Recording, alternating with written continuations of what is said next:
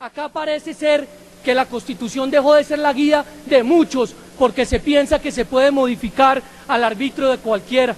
Y es que la Constitución política de alguna u otra forma señaló que debería existir ese equilibrio para que existiera control entre los unos y los otros. Pero la primera reelección aprobada por este Congreso no solamente rompió ese control, sino adicionalmente incumplió una orden de la Corte Constitucional cuando expresamente nos dijo equilibre nuevamente los poderes.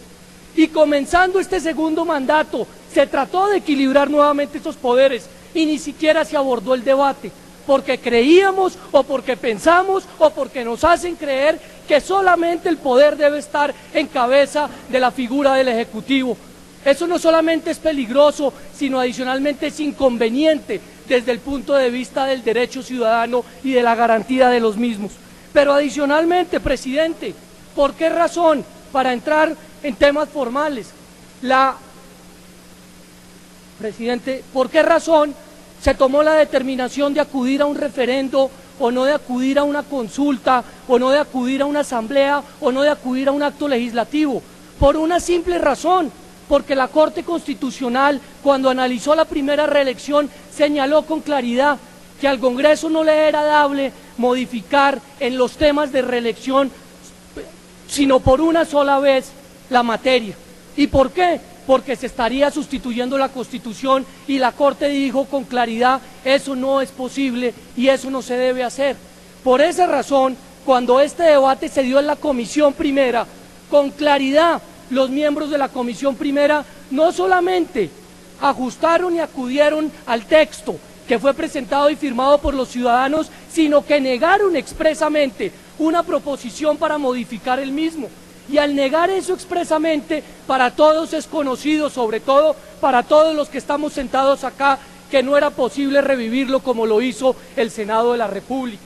Entonces ahí claramente hay vicios, pero adicionalmente hay inconvenientes que generan alto impacto.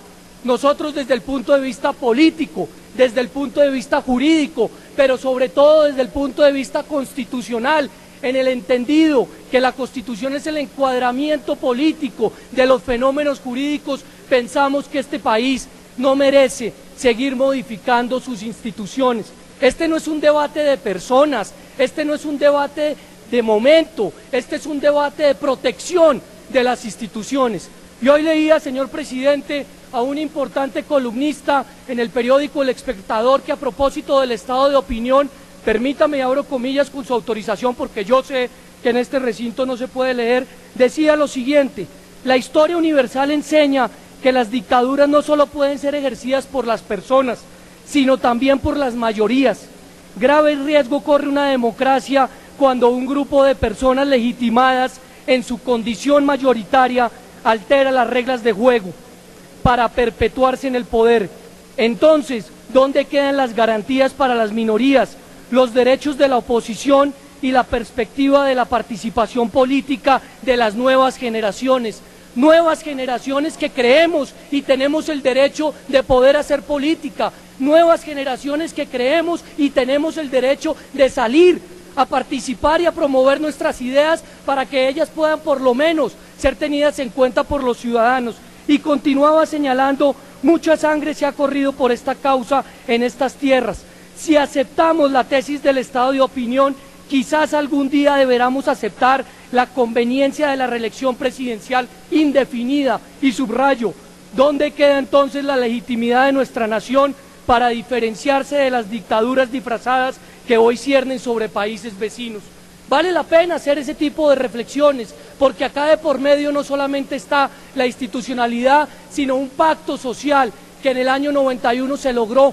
Y hay que hacer otras reflexiones adicionalmente. Ese pacto que de alguna u otra manera se construyó para lograr que los violentos abandonaran las armas y entendieran que la democracia era un camino, muy seguramente puede no volver a ser creído por muchos otros que piensan realizar esa actividad por una simple razón, porque se piensa que la Constitución puede ser modificada simplemente en determinados momentos por determinadas acciones y para satisfacer determinados apetitos.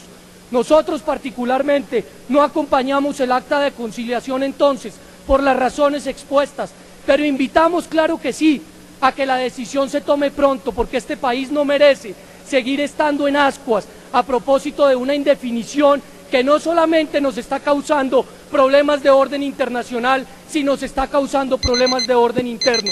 Por último, señor presidente, y con esto termino, a mí me tocó mucho menos tiempo que a todos los demás partidos, tal vez porque somos un movimiento bastante más pequeño, pero igual llegamos al Congreso con los votos y con el apoyo ciudadano. Por último, señor presidente, me parece que es importante rescatar la frase de Salomón Kalmanovich cuando decía que la Constitución del 91 fue el evento más democrático vivido por la sociedad colombiana en toda su historia.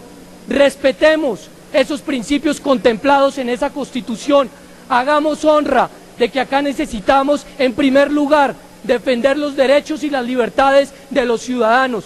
Claro que sí, exigir también sus deberes, pero no cambiando las condiciones que de uno u otro momento lo único que pretenden hacer es favorecer intereses particularísimos de cierta clase, de la clase que Jorge Eliezer Gaitán llamaba el país político, pero también pensemos en el país nacional que de alguna u otra forma se expresa en el voto, claro que sí, pero también en quienes pone a liderar las decisiones en estos recintos. Muchas gracias. A usted, señor presidente, tiene el uso de la palabra. Gracias por lo de presidente.